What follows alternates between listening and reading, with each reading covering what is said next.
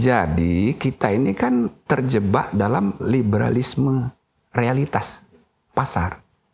Maka saya suka sebut dua macam UUD. Undang-undang dasar, norma tertinggi, ujung-ujungnya duit, realitas tertinggi. Ini harus ada dialog terus-menerus. Jangan kita terlalu pragmatis begini. Jadi peran negara besar di bidang ekonomi, Pak. Inilah Endgame.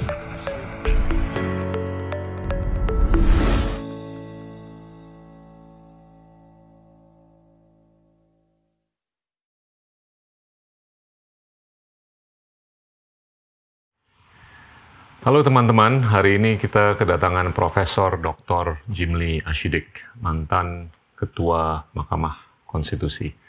Pak Jimli, suatu kehormatan nih bisa. Ya, saya juga dapat kehormatan ini. Ya. Kalau tahu bajunya begitu saya pakai santai juga. Lebih baik sambil ngobrol santai. Oke, kita mau ngobrol cukup banyak, tapi biasanya kita bertanya mengenai waktu kecilnya. Bapak tuh lahir di Palembang. Ya. Tanggal 17 April, Pak. Tahun 56 kan? Iya, benar. Itu tanggal yang sakral, Pak. Karena tanggal itu saya nikah sama istri saya. Dan kita punya kesamaan lah, sesuatu yang sakral. Makanya saya suka ngomel ini. Ada usaha untuk mengubah jadwal pemilu itu loh.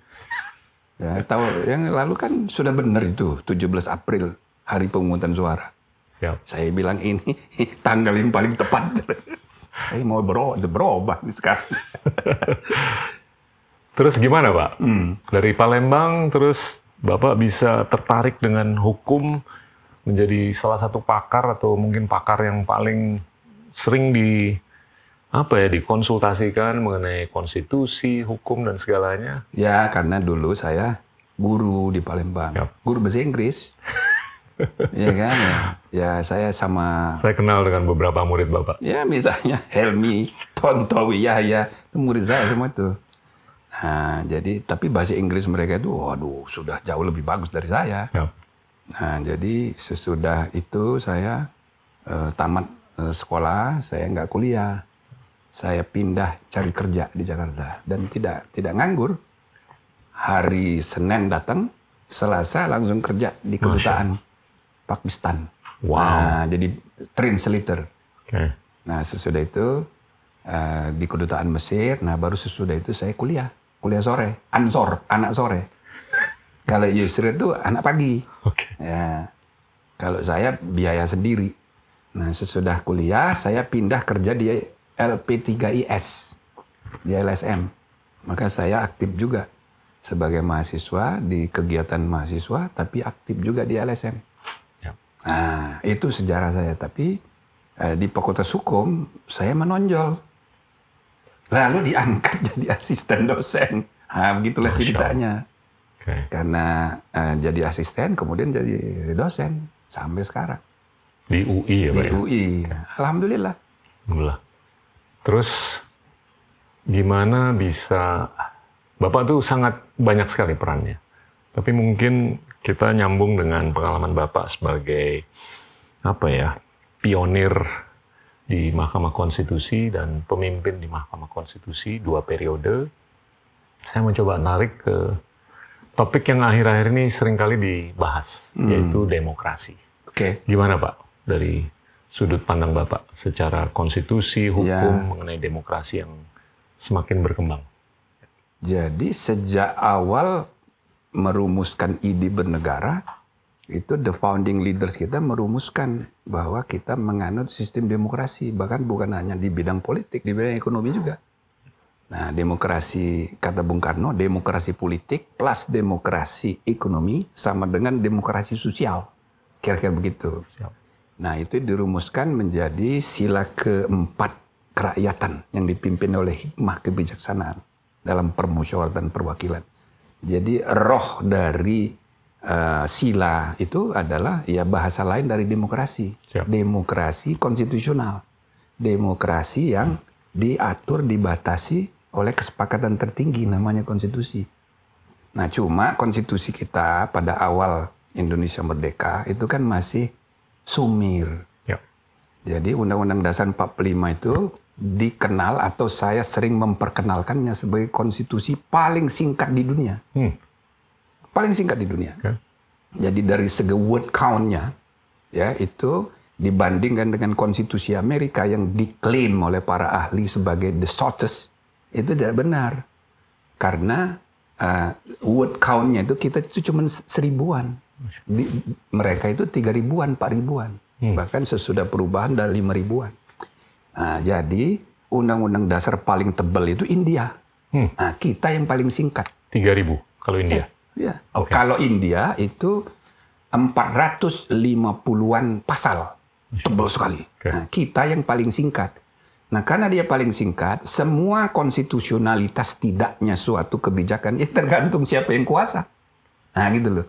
Nah, maka sesudah reformasi, kita adakan penyempurnaan. Maka dengan 4 perubahan, itu 300% kontennya bertambah.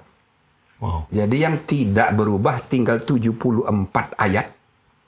Sedangkan selebihnya sekarang ini sudah menjadi 199 ayat. 199 ketentuan. Artinya ada 300% bertambah kontennya. Cuma namanya masih 45. Karena para perumus perubahan takut kualat.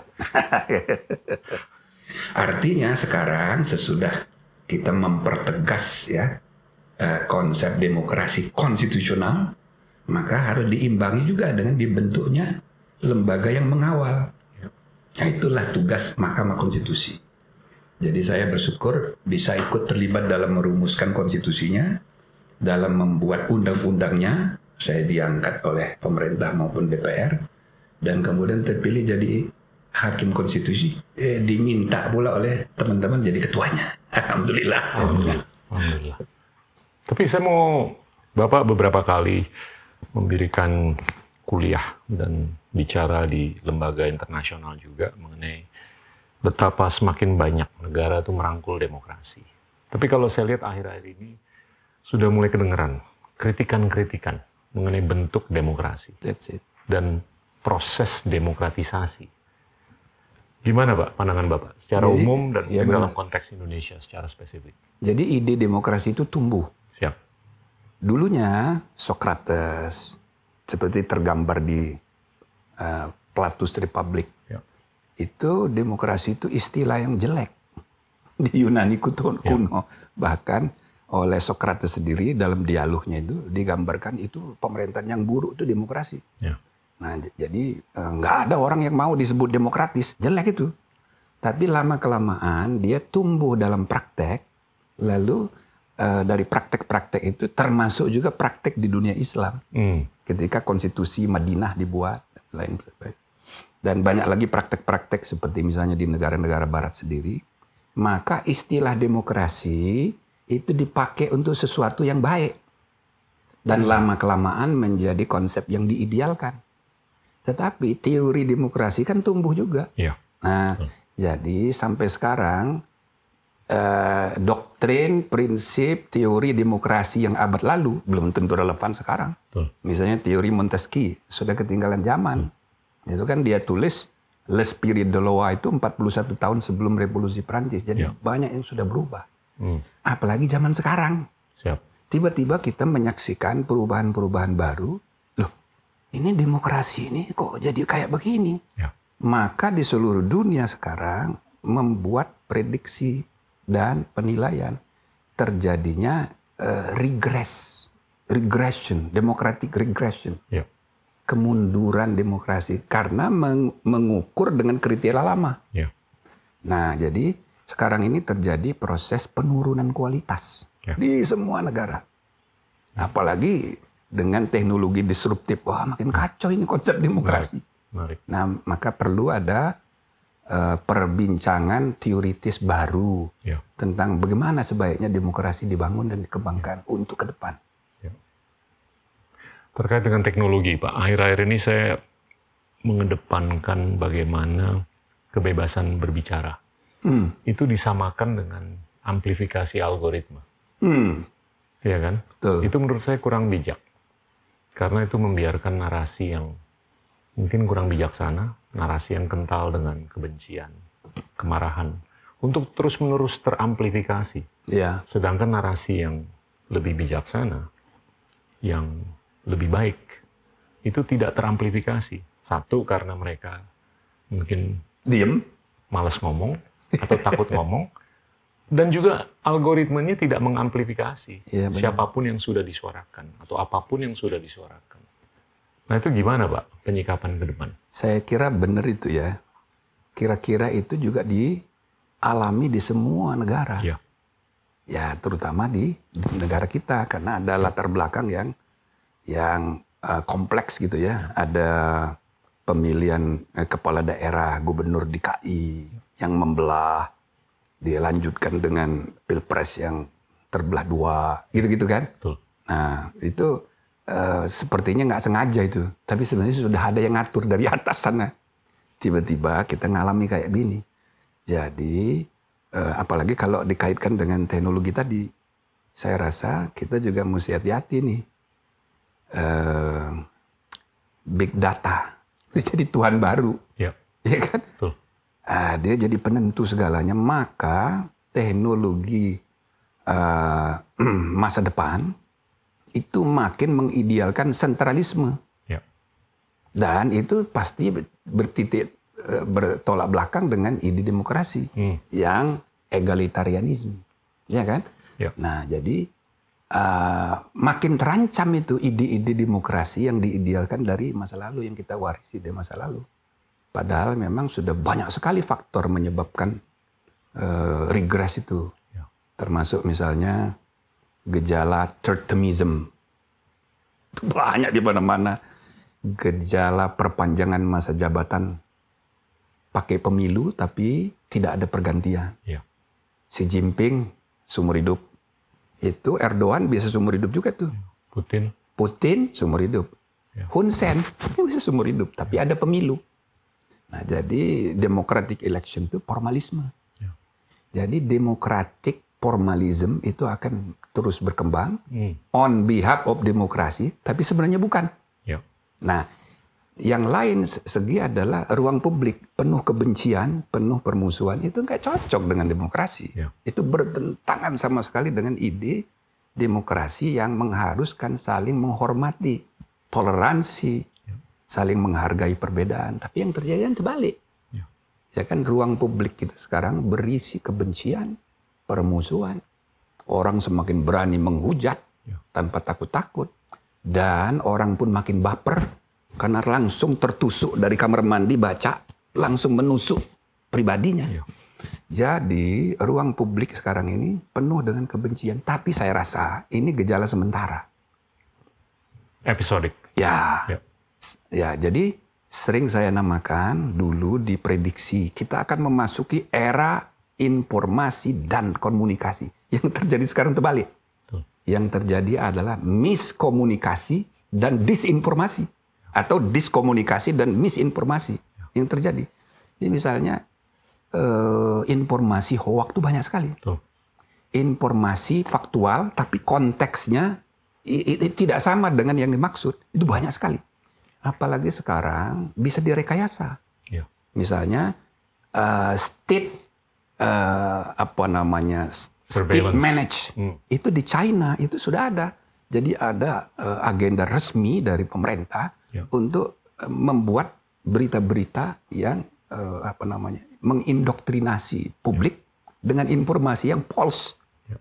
Nah itu terjadi di seluruh negara, termasuk di kita, buzzer-buzzer. Ya. Nah jadi saya rasa ini gejala sementara yang harus kita nikmati aja dulu. Kenapa? Ya. Karena pada akhirnya kita harus percaya kepada logic power and moral power. Itu yang akan menuntun manusia ke arah kebenaran.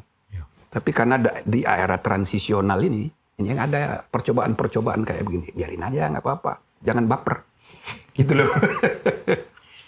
Tapi apakah ini memerlukan social re-engineering? Saya rasa iya. Iya kan? Nah itulah pentingnya public policy, public policy maker, dan transformational leadership. Ya. Jadi harus ada kesadaran semua tokoh-tokoh yang bersedia dipercaya jadi pemimpin untuk memiliki jangkauan berpikir jauh ke depan. Ya. Lalu melakukan transformasi. Ya. bukan to serve and to deal with personal interest. Ya. Jadi bukan untuk self-dealing, self-serving, tapi ya caring, sharing, and giving to the country, to the nation. Ini yang kita perlukan. Ya. Bapak beberapa kali juga bicara mengenai kalau konteksnya itu kecil, itu niscaya masih personality centric. Figur, ya. Tapi kalau konteksnya besar, itu yang dibutuhkan adalah semangat kelembagaan, ya kan? Bisa dibilang top down leadership versus bottom up leadership. Ya, saya suka bilang ada dua hal. Ya. Satu, budaya kerja. Siap. Semakin modern cara kerja, itu semakin mengandalkan sistem. Ya. Semakin kampungan, kita pakai istilah kampungan biar banyak yang tersinggung. Tersindir lah paling enggak. Makin kampungan suatu organisasi, makin mengandalkan figur. Ya. Satu. Yang kedua, kalau organisasinya kecil, itu cukuplah kita mengandalkan figur. Ya. Tapi kalau organisasinya makin besar, kompleks, nggak bisa. Ya. Tergantung sistem. Jadi sistem leadership itu yang harus dibangun. Ya. Nah, jadi kalau organisasi negara, organisasinya besar sekali, ya, kalau masih mengandalkan figur, artinya masih kampungan. Ya. Itu loh, Pak. Jadi kalau kita mau maju, berperan dalam kemajuan peradaban kemanusiaan, ini negara besar keempat ini harus modern. Betul. Sistem building yang harus diutamakan. Orang itu kan datang dan pergi. Sistemnya itu yang ajak. Nah, marilah kita sistem building. Ya. Tugas kepemimpinan itu sistem building. Siap. Yang kedua communicator. Yang ketiga role model. Ya. Tiganya aja. Nggak banyak-banyak. Gitu loh. Yang lain itu tambahan-tambahan dulu, Pak. Saya mau tarik lagi nih, Pak. Kalau saya perhatiin waktu Deng Xiaoping Ya. naik tahun 78. Dalam pidatonya beliau yang lebih dari 2,5 jam kalau nggak salah.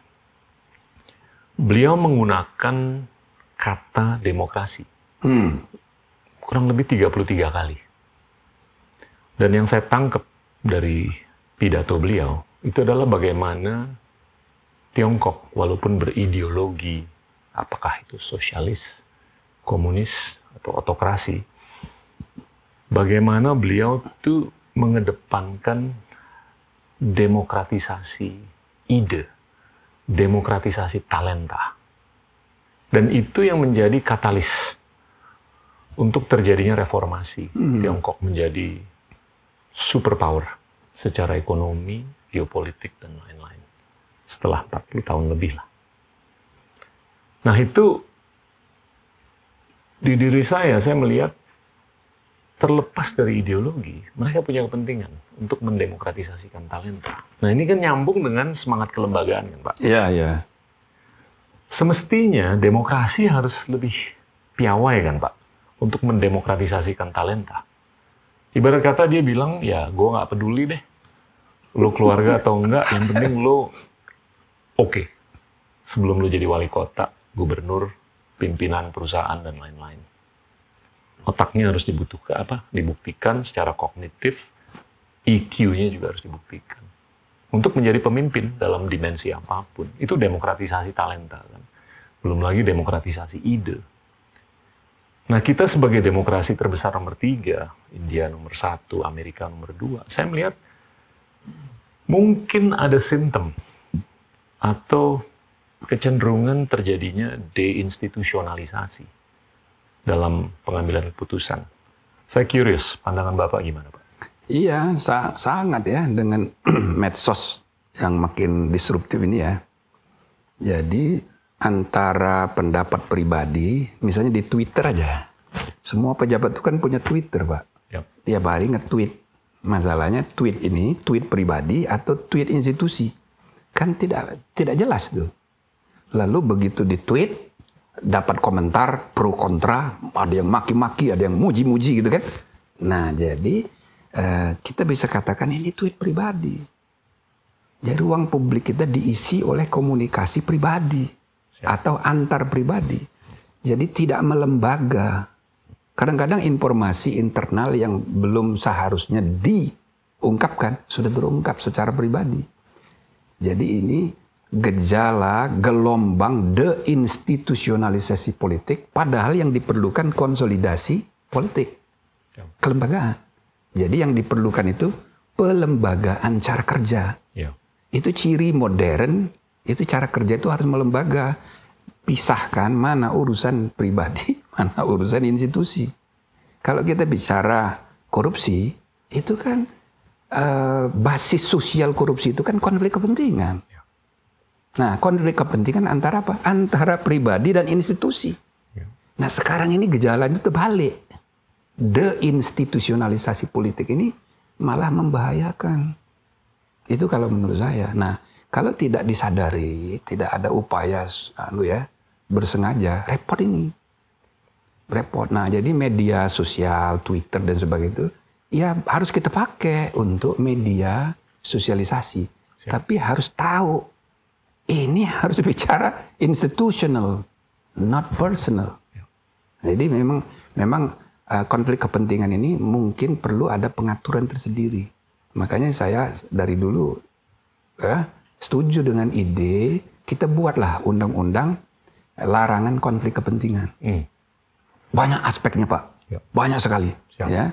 Dan saya rasa itu bisa mengatasi problem-problem yang tidak terpecahkan dalam gejala korupsi.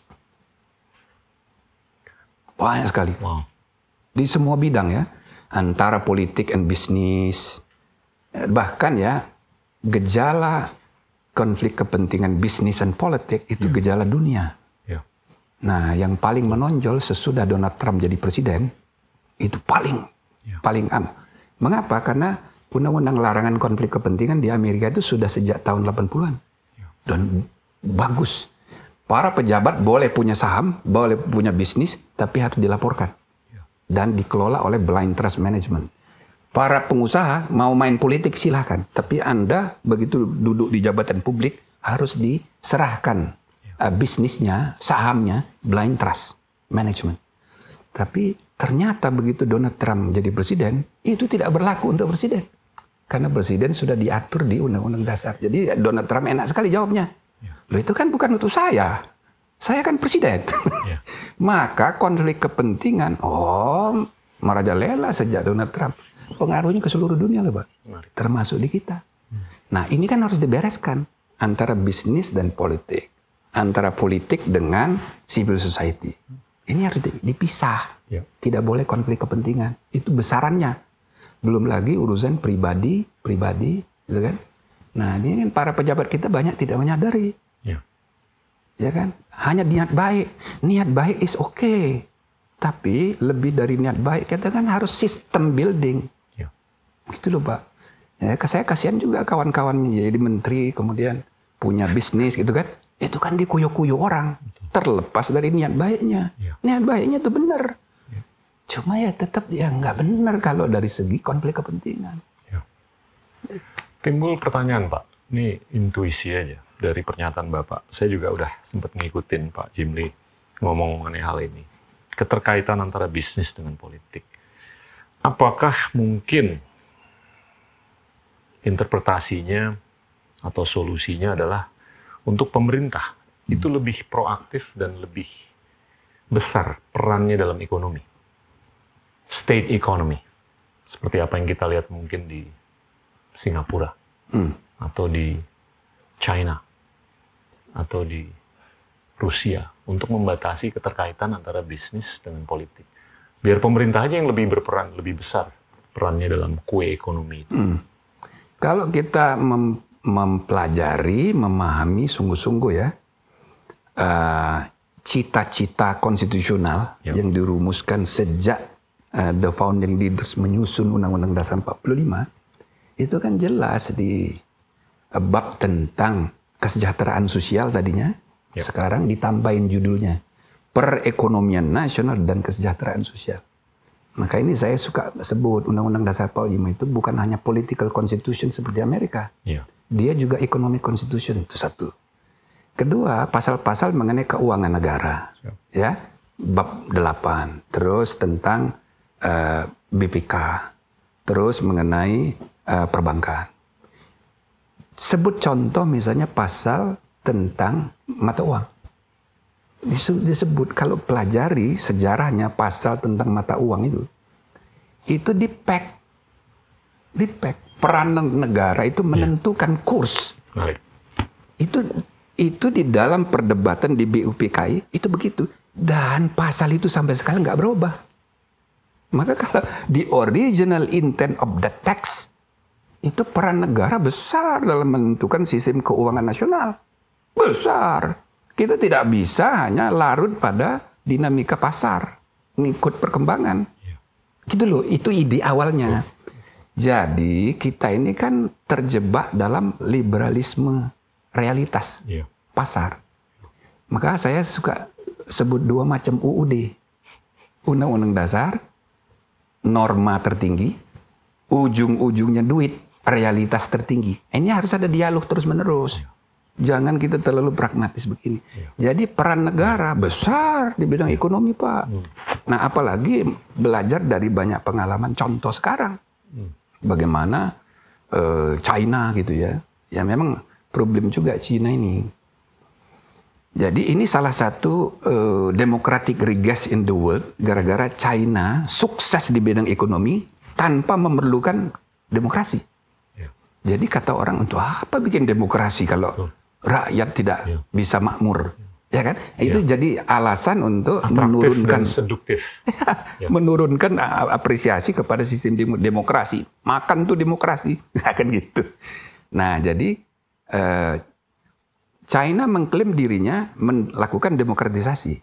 Tapi di kacamata dunia dia belum demokrasi. Maka demokrasi terbesar ketiga kan kita dari segi jumlah penduduk.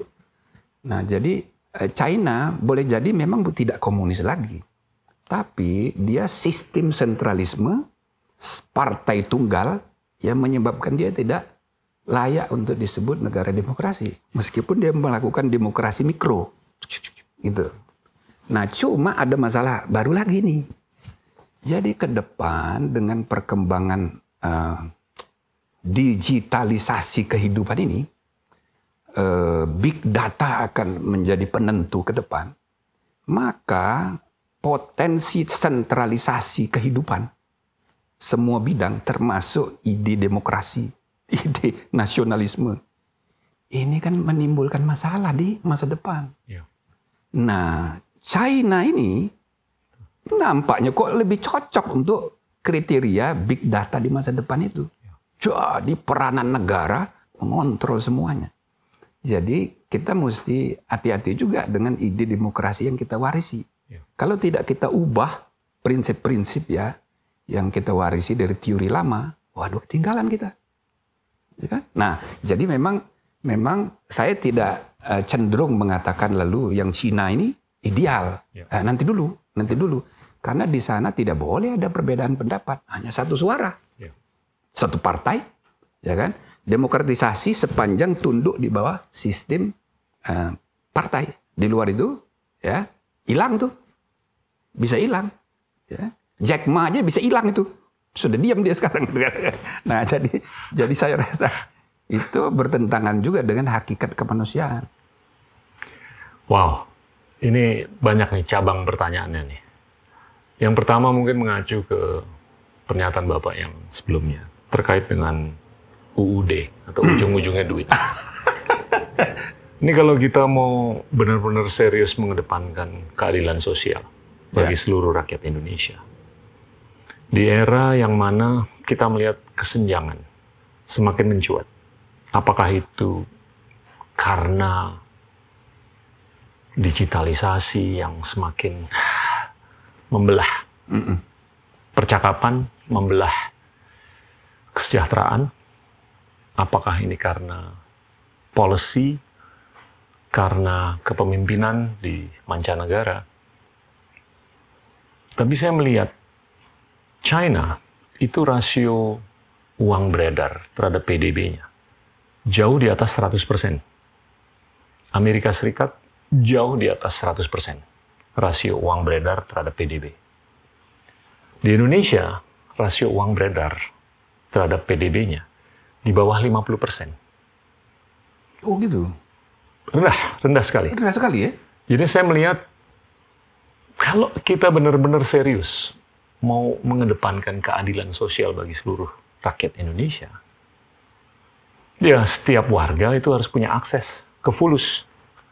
Tapi kalau fulus yang terbatas secara keseluruhan. Jadi disimpan di bank, di mana, di pundi-pundi. Mungkin bukan hanya di institusi tertentu, tapi memang jumlahnya juga terbatas. Terbatas, oke. Ya kan? Nah ini harus kita tingkatkan kan, jumlah uang beredar. Saya bukan mau mengedepankan ideologi di sini, apakah itu ideologi moneter atau ideologi apapun. Tapi saya melihat kita harus jernih mengenai gimana kita mau memastikan keadilan sosial. Agar setiap warga itu punya akses ke uang atau fulus. Betul.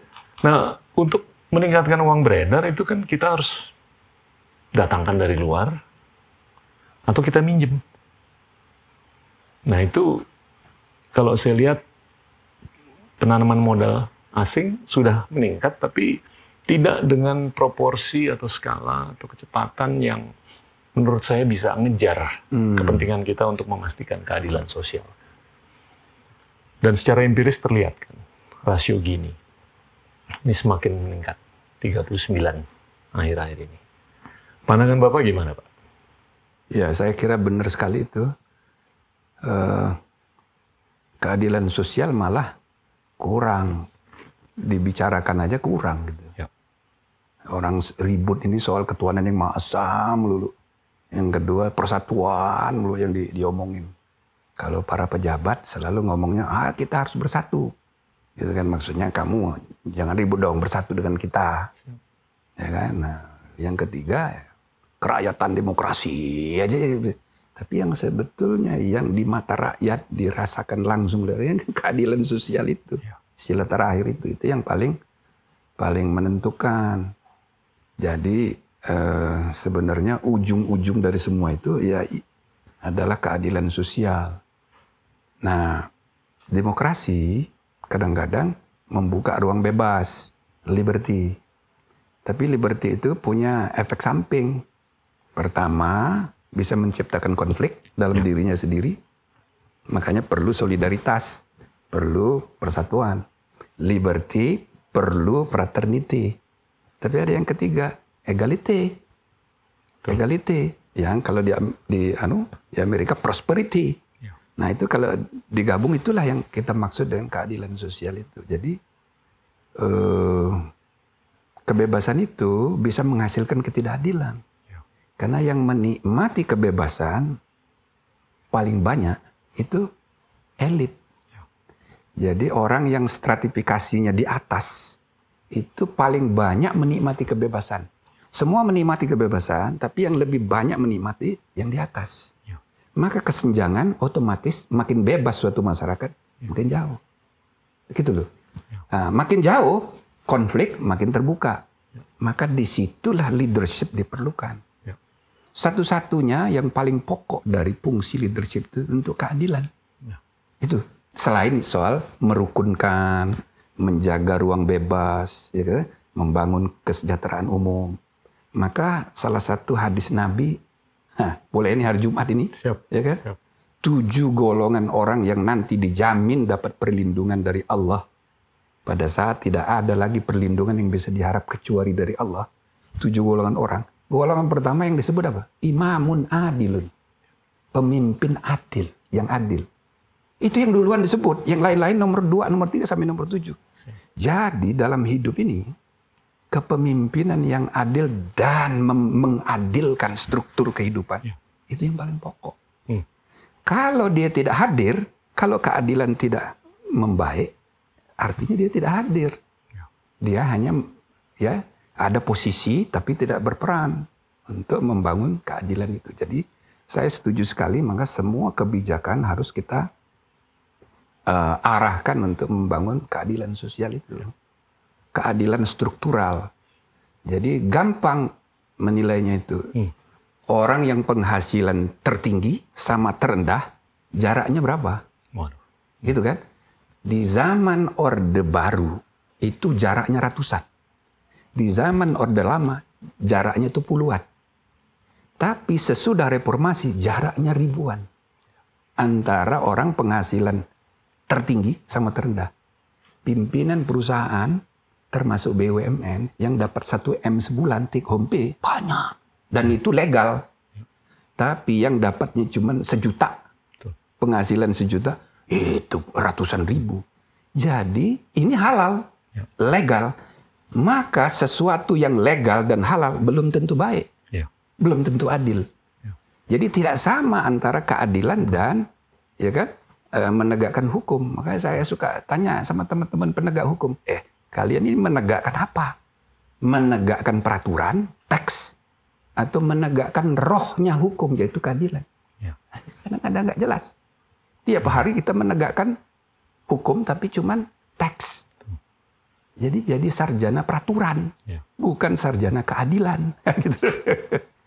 Jadi problem kita serius dalam soal keadilan sosial. Saya setuju dengan data-data bahwa keadilan indeks Gini itu salah satu cara kita mengukur bahwa ini nggak ada kemajuan, gitu loh.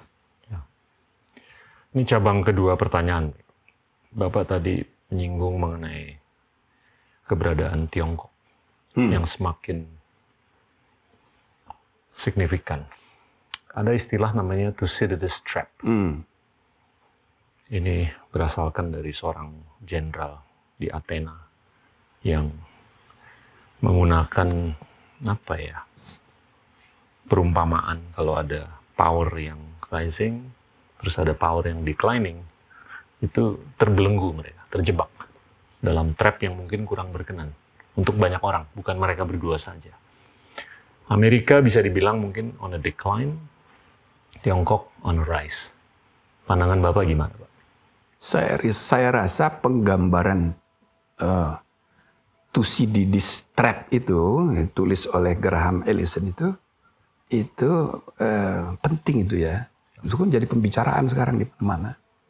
Dan saya rasa bisa kita benarkan itu alamiah, ya, sunnatullah itu. Siap.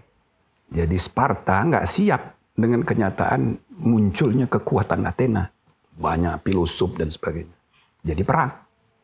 Nah itu lebih dari trap, saya rasa ini sindrom semua orang, semua golongan, semua kelompok yang berkuasa melihat saingannya muncul nggak siap. Jadi harus ditundukkan. Nah jadi cuma yang jadi masalah sekarang ini ada nuklir. Kalau perang dunia kedua kan cuma 3 bom, 1 untuk uji coba, 2 diledakkan. Ya kan? Orang baru tahu belakang baru cuma 3. Sebetulnya Jepang nggak usah nyerah waktu itu kan, tapi dia keburu nyerah. Nah jadi, tapi kalau sekarang ini sudah 10 negara punya hulu ledak nuklir ratusan. Jadi kayak apa perang itu nanti? Jadi saya rasa kita mesti bagaimana ya mengingatkan kekuatan dunia ini. Mesti ke depan itu harus ada agenda denuklerisasi seluruh dunia ini. Karena itu berbahaya untuk kemanusiaan. Jadi tapi udahlah perang dulu lah ibarat gitu kan. Nah, jadi saya sampai sekarang ini melihat gejala perang dunia ketiga ini harap-harap cemas saya. Siap. Kalau kita tanya soal harapan, kalau bisa jangan. Ya. Tapi kayaknya jadi ini. Masya Allah. Jadi itu. Ya. Coba udah 1 tahun, semua kapal sudah ada di Laut Cina Selatan. Biayanya sudah lebih dari 1 triliun. Udah 1 tahun lebih. Nah, juga perang sudah terjadi di perbatasan India dengan China. Ya. Rusia sudah mulai ribut lagi dengan Crimea dan sebagainya. Jadi kalau saya lihat, kemungkinan bisa terjadi. Seandainya tidak, ya kan? Yang jelas perang dinginnya lama ini. Ya. Nah maka sampai pertengahan abad 20, tatkala kita menjelang 100 tahun Indonesia merdeka, kita harus antisipasi segala kemungkinan. Siap. Jadi kalau kita tidak pandai selama 30, 25 tahun atau 20 tahun ke depan ini, 28 tahun ke depan, kita salah mengambil langkah, hanya orientasinya ke dalam negeri, kita bisa salah langkah. Jadi kita boleh menganjurkan semua teman-teman yang sedang memegang amanat, tolonglah berpikir dengan jangkauan yang agak jauh ke depan. Jangan terjebak pada soal-soal pragmatisme sektoral jangka pendek, hanya untuk rebutan. Itu loh Pak, itu yang kita sangat harapkan. Saya sepakat. Selama berapa ribu tahun terakhir, teknologi itu kan terus berevolusi, berinovasi. Kecepatan dan akselerasi kecepatan semakin meningkat. Tapi peningkatan derivatif 1 dan 2 tersebut mengekspos manusia dengan margin of error yang semakin besar. Betul. Dan manifestasi error yang besar itu adalah Perang Dunia Kedua. Dan ke depan ini teknologi akan terus berinovasi dengan kecepatan dan akselerasi kecepatan yang semakin meningkat. Semakin besar lagi margin of error-nya. Semakin besar lagi error-nya. Jadi ini tugas kita lah ke depan untuk memitigasi risiko yang tidak diinginkan. Ya. Gitu. Ya kita belajar dari abad 20. Ya. Perang Dunia Pertama, Great Depression tahun 30-an. Ini kan potensi Greater Depression. Siap. And then tahun 40-an Perang Dunia Kedua. Ya. Tapi pertengahan abad 20 itu tercatat dalam sejarah. Perubahan tata ekonomi politik dunia berubah total. Ya. PBB didirikan, terus macam-macam. Negara Asia Afrika pada merdeka. Siap. Maka kita harus siap kemungkinan perubahan tata ekonomi politik dan kebudayaan global sekali lagi. Pertengahan abad 21 ini. Ya. Nah, apakah jadi perang panas atau sekedar perang dingin tapi lebih dingin dari yang lalu, itu pasti menghasilkan perubahan besar. Nah, jadi generasi masa kini, harapan kita betul-betul memberi catatan ya mengenai antisipatif mengenai perubahan yang akan terjadi. Mudah-mudahan begitu. Insya Allah mudah-mudahan ada gunanya dialog kita ini. Nah ini pertanyaan terakhir nih Pak. Ya. Sebetulnya ada 2 cabang. Yang pertama, Bapak beberapa kali menyampaikan bahwasanya sulit sekali mencari anak-anak muda yang berbakat, cerdas untuk ikut dalam proses politik. Ya kan? Nah ini kalau kita kembangkan ke cabang kedua pertanyaan saya. Gimana caranya nih supaya anak-anak muda yang cerdas, berbakat, itu bisa ikut dalam proses politik untuk menyongsong masa depan kita yang cerah menuju 2045. Gimana Pak? Ya saya rasa bisa plus minus juga itu ya. Ya. Jadi kalau di survei katanya sekarang ini saya belum jelas angkanya. Kalau dulu kan cita-cita anak muda masuk jadi pegawai negeri. Sekarang itu yang cita-cita jadi PNS makin sedikit. Nah, jadi semua kalau ditanya pinginnya bisnis. Iya, jadi coba bayangin aja. Startup. Iya, startup semua. Gara-gara istilah startup semua ngomong startup. Karena dibayangkan cepat dapat penghasilan, cepat kaya gitu. Kayak Bill Gates, semua kan niru gitu kan. Nah jadi di satu segi sebenarnya ada baiknya juga ini. Karena bernegara ini kan cuma 5 juta orang yang ngurus negara ini. PNS kan cuma 4 juta. Pejabat-pejabat ya kayak saya, kayak kita yang pernah jadi menteri. Itu kan paling banyak termasuk tenaga honorer 1 juta. Jadi yang bangkrut tidak dapat penghasilan dari negara cuma 5 juta orang kalau negara ini bangkrut. Gitu. Iya kan. Tapi penduduk kita kan 270 juta. Nah makannya dari mana itu? Ya makan dari dinamika ekonomi. Gitu loh, dari masyarakat.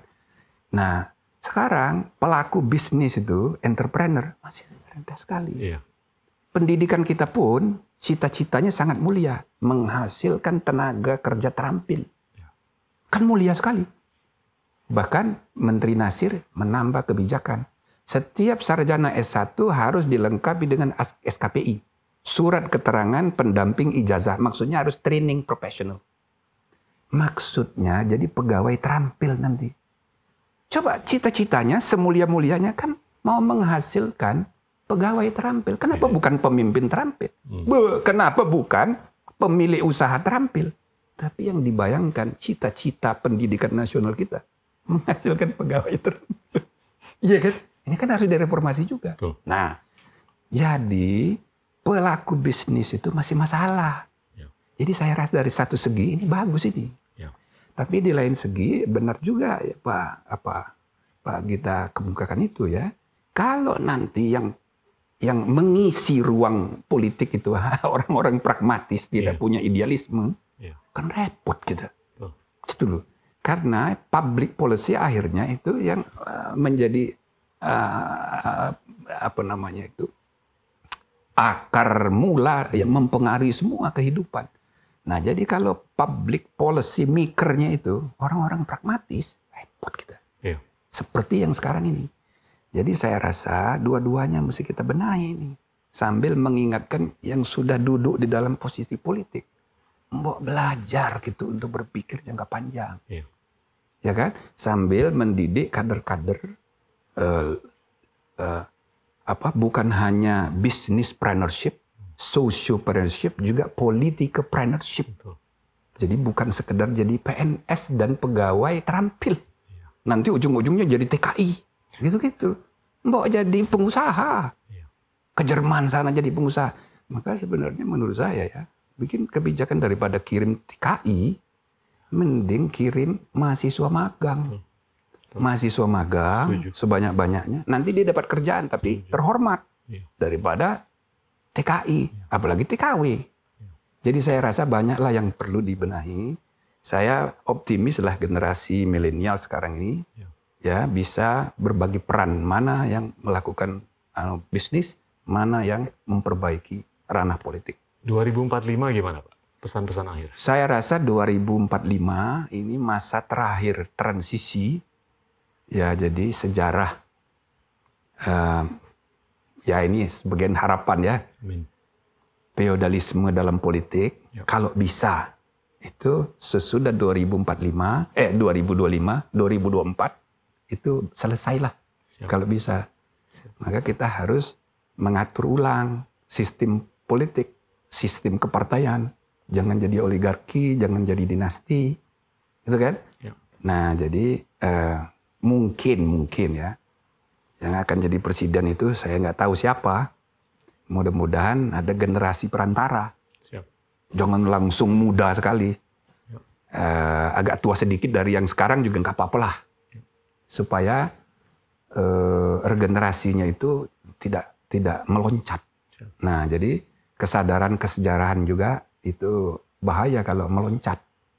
Dan penduduk kita yang makin tua juga makin banyak. Politik kita juga mengalami gerontologisasi, makin tua. Nah, apalagi partainya dipimpin oleh orang tua dan sehat pula, panjang umur. Nah, maka dia yang akan terus menentukan. Sedangkan pejabat resmi, anak-anak muda yang dikontrol oleh orang tua, kan berbahaya juga itu. Jadi dia tidak punya independensi sebagai pemimpin. Nah, harapan saya mudah-mudahan periode 2024 itu periode terakhir, periode 5 tahun itu, menjelang kita menuju 2045. Pertengahan abad 21, di mana perubahan besar sedang terjadi di dunia. Amin, mudah-mudahan. Wow, luar biasa. Terima kasih, Pak Jimli. Teman-teman, itulah Profesor Dr. Jimli Asyidik. Terima kasih. Inilah Endgame.